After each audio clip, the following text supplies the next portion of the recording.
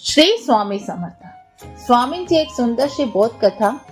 आणखीन स्वामी शिकवण.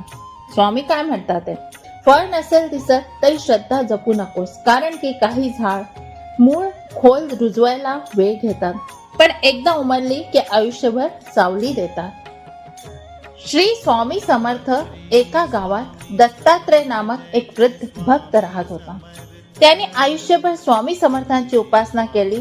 रोज पहाटे उठून पूजन, जप, नामस्मरण, अन्नदान, कीर्तन, कोणतीही सेवा त्यांनी बाकी नव्हती ठेवली. पण वयाच्या 70व्या वर्षी ही त्याच्या आयुष्यात कोणताही चमत्कार घडला नव्हता. तो 70 वर्षाचा होऊन चुकला होता. तो एक दिवशी खूप जास्त खचून गेला आणि डोळ्यात पाणी येऊन गेलं आणि तो म्हणाला, स्वामी, मी तुमचं सगळं केलं, पण मला आजवर काहीच दिलं नाही.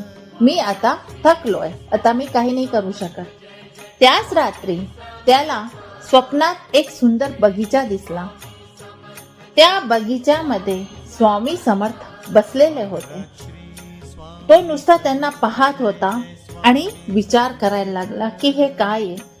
त्याच्या मागे जे स्वामी समर्थ बसले होते त्यांच्या मागे मोठ्या झाडांच्या रागेने दर्शन झाले.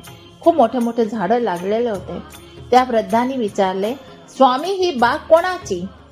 स्वामी हसले आणि म्हणाले, ही तुझीच तर आहे.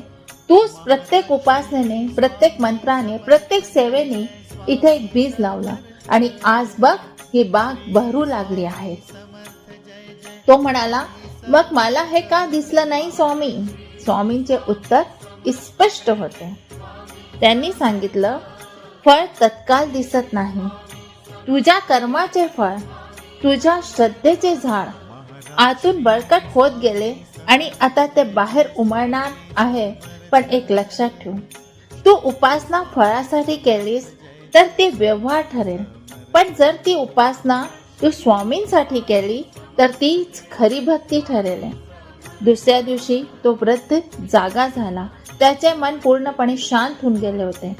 त्याला काहीच हवंय असं वाटत नव्हतं. त्याच्या चेहऱ्यावर नुसतं समाधान होते.